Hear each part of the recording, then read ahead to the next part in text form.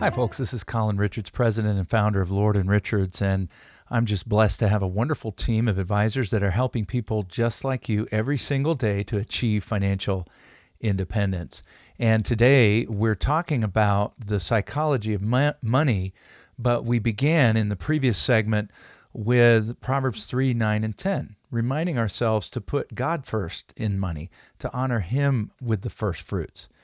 Once we've done that, we need to really take into account what's going on in our world so that we can invest and we can plan and we can save in a context.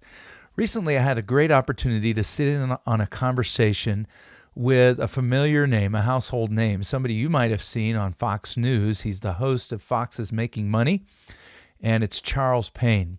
Charles is really an outstanding man, and I enjoyed hearing what he had to say, and I'm going to share with you some of the key takeaways that I took from that conversation.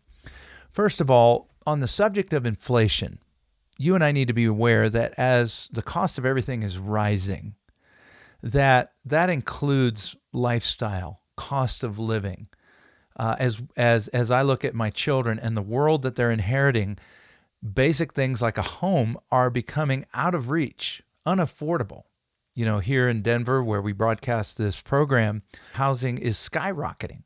So much so that my own family, my own son said, "Hey, Dad, I'm going to have to move somewhere where the cost of living is more affordable." Boy, does that break a parent's heart, right? But you know, it's real. We're creating a class of people, a whole class of people with no assets due to the high cost of living because they're not able to afford things like a home. And now, because of inflation, the Fed is beginning to finally take action and try to reverse the government's mistake in speeding up and the velocity of money and oversupplying us with money through all the stimulus packages. And now they're starting to cut rates to try to slow down that velocity of money. And what that's going to do, of course, is if we have a soft landing, great.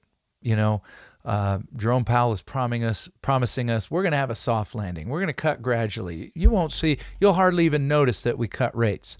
And that happens sometimes, but most of the time we see a hard landing. And for those of you who are wondering, well, when are we going to see a rate cut again?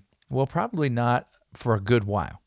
Not until we see that 18-month Treasury yield curve invert. And so what are we going to do? Well, fortunately, people haven't yet really realized the impact of this. They're gonna do this as they see their savings deplete. But as people are spending down their money, instead of putting their money into durable goods, they're putting their money into travel. And I know this is true for our family. We've gone some places. People were just locked down and locked up and confined for too long, and so there's this pent-up demand to get out and enjoy experiences. That was already a characteristic of my generation and the generations that are coming beyond me, that they value experiences more than goods. And that's a good thing. So we're seeing people hit the road, seeing people get out, and we're going to see more and more, hopefully, recovery in the service sector. Another thing that we've discovered is that we really need the growth of the stock market, the growth of our portfolio as the antidote to inflation. People ask me, "Colin, what do I do in a high inflation environment?" Well, just like the last time we saw double-digit inflation in the late 70s, early 80s, as Ronald Reagan took office, we saw that the markets themselves became a balm to that pain.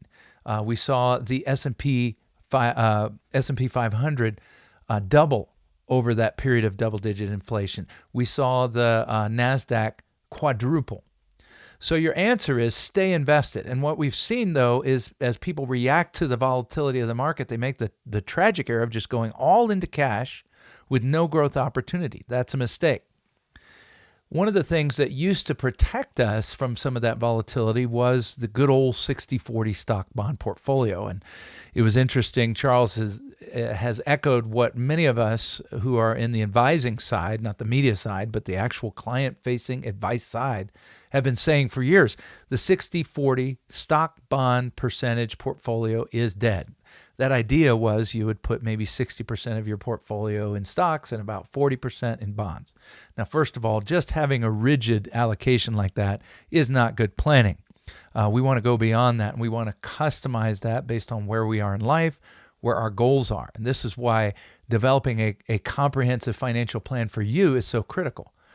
But just speaking in general, that blend of stocks and bonds hasn't been working, partially because bonds have just been terrible for people. The bull run is over. It's been decades long. And so Charles's advice is the same advice I've been giving my clients. We need to find a substitute, an alternative to bonds. And the good news is there are alternatives available. It's not bonds, it's a substitute for bonds. There are places that you can go and put your money and have either a relatively safe or a completely principal protected portion of your portfolio that can still grow at a reasonable, moderate level to mimic what we used to get from bonds and to avoid over-investing in securities, in equities, in stocks. Because when you dump all that money into stocks, you become much more sensitive to the natural market downturns. And the timing could impact your retirement date. It could impact your ability to withdraw money from your portfolio when you need it the most. We've had a really unusual recent market, though, because just like in 2008, we saw not only stocks, but bonds both go down at the same time. You say, how did that happen? I thought bonds were supposed to offset that. Well, what happened is, as we see interest rates getting cut, and as we see the stock market being volatile, we have this effect of a reduction in both the stock and the bond market value. And so it's impacting people. Now, right now, the majority of active managers are actually outperforming passive.